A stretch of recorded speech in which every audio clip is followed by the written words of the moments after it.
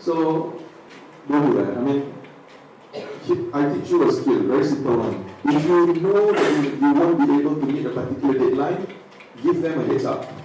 Tell your manager, your supervisor, your boss, the heads up, just tell them, oh, I'm stuck with something, I'm still doing this, or my computer broke down, or macam, right? The MRT broke down again, or you give a reason so that their expectations now dah ubah.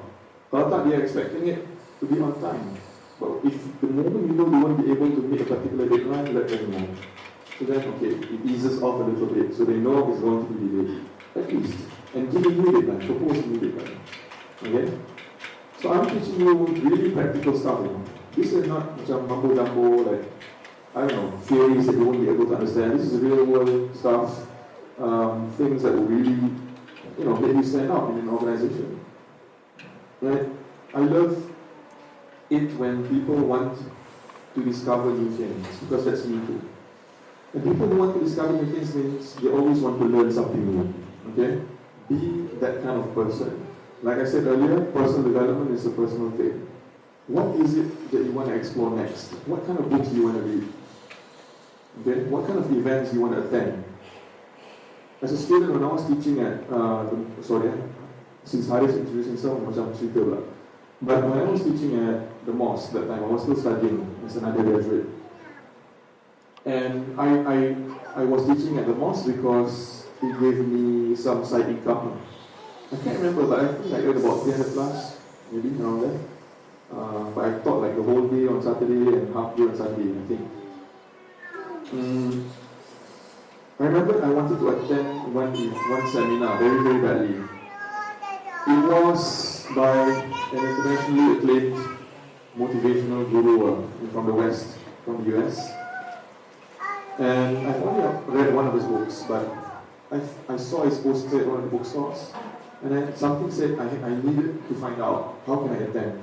There were no details like how much, cuma the date and when you sign up. I didn't know that was a telltale sign that it's super expensive, that's why they don't put the price. Okay? So I was in my dorm room, because before I went to Al-Azhar, I was in Malaysia first. Okay, I studied there. So I was in my dorm room and I called the number. So I thought, hi, I'd like to know what this event, how much is it? I'd like to attend. Oh yeah, sir, there are still seats. You can sign up, it's $3,999. Okay, thank you very much. Goodbye, have a nice day. Okay. But then I thought to myself again, this is perseverance. Okay? I called again, hi, I'm a student.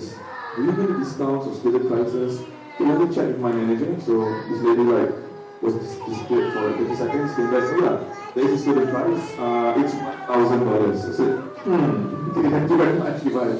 $1,000 is still very much. And, but then again, not giving up. I called again and I said, hi, is there any way I can pay installments? Then again, let me check my manager. Manager said, okay, yeah. So I negotiated a deal that would work for me, right, without giving up. And you should too, trying to figure out something. So I ended up paying $250 a month when I was earning about $200 plus, because I really wanted to learn. And it was one of the events that really changed my life. Okay? So what is it that you really want? When I was interviewing, when I was interviewing the shortlisted candidates for our recent hiring process, quite a number of them were very honest, you know. And they said, Ustaz, when I graduated, to be honest, I really didn't know what I wanted to do. When I look at all your faces, I think some of you are like that, similar, right?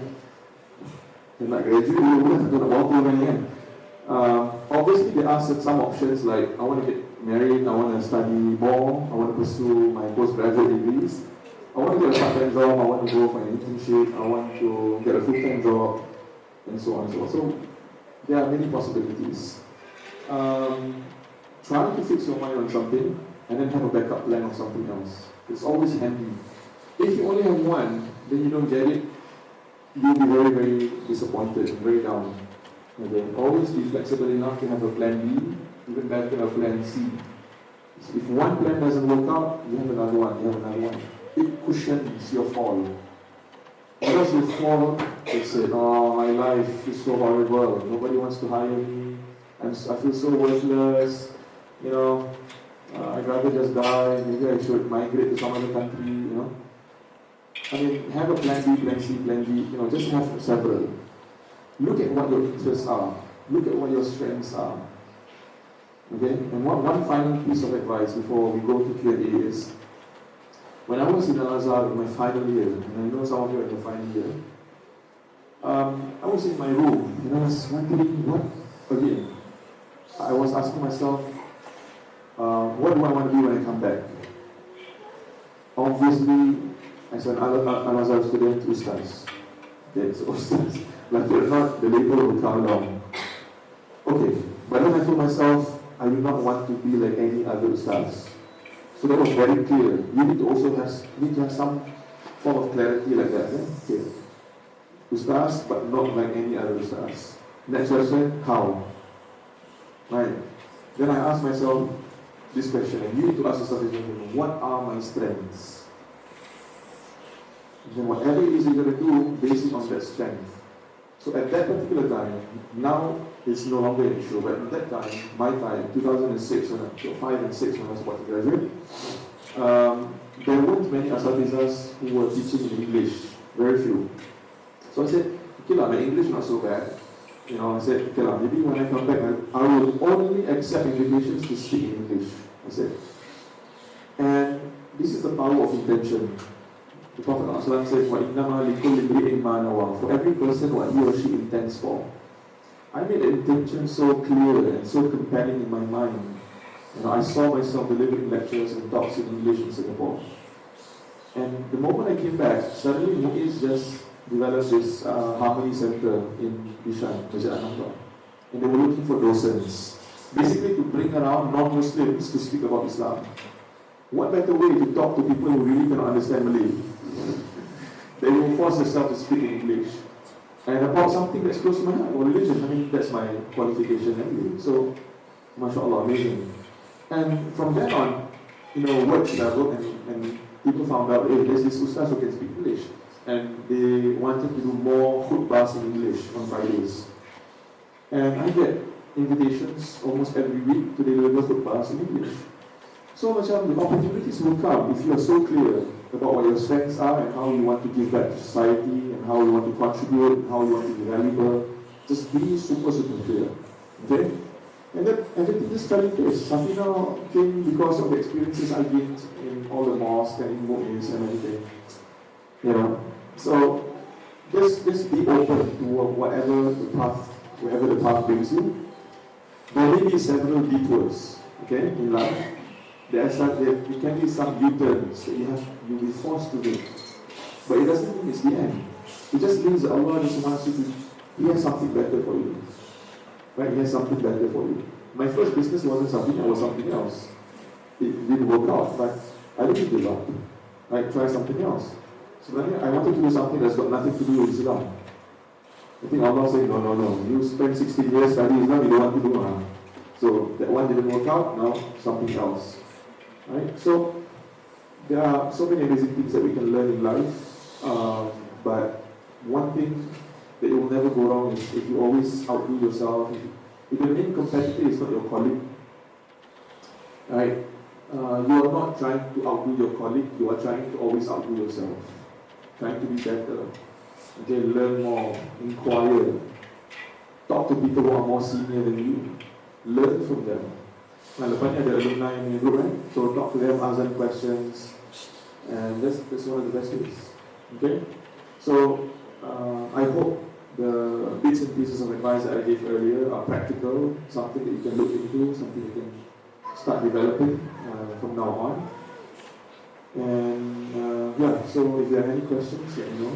I'd love to help where I can, inshallah. Thank you. Assalamu alaikum wa rahmatullahi wa barakatuh.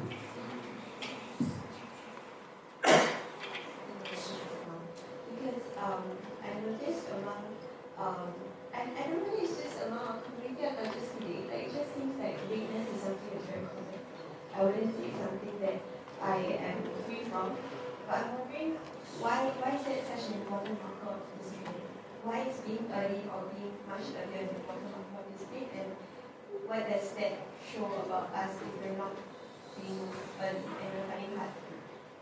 Thank you, Anissa, for the question. First of all, let's start with the religion. I mean, the Prophet ﷺ did pray for people who are early. Allah mabarik li ummati fi dunya. Allah is blessing the ummah in their early morning time. So there are some blessings. Whether we can explain them, we can't explain them. There is something special about being early. Okay. Second of all, I think even if you are, there are some people now who make it so cute to the world. I'm not a morning person, and they're so proud of it. But it's not something that you should be too proud of. There are so many amazing things. I think morning is the time when you cari rezeki, bagi tu yang paling berkat. So try. You need to change. You need to change always. Try sleeping earlier. Right. Change your sleeping patterns. Change your lifestyle. Sometimes lifestyle also.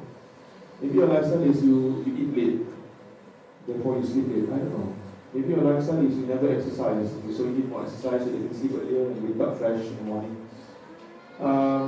Maybe it's about you need 7 alarm clocks, and each of them with snooze intervals of 1 minute, and that's when you wake up. I don't know.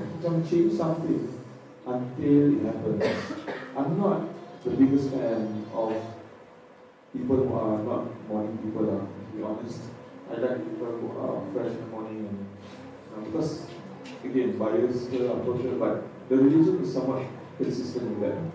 And we should try our best. If coffee helps, if coffee helps, go ahead.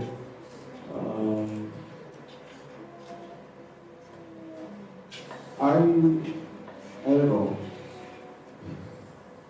I cannot generalize this now, but just try. I'm the kind of person where when I take a short nap, it's a real power nap. So I terbangun and tak ada tidur balik. And it's frustrating sometimes.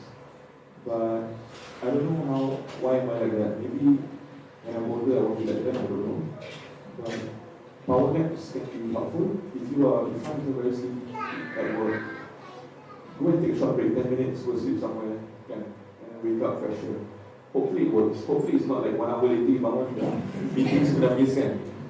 Dapat email, sorry you have been fired. But just try something different. To change your lifestyle, change your meals, sleeping patterns, hopefully. I gave a talk to NUS a few months back. Were you there, Melissa? Yeah, that was not awareness week.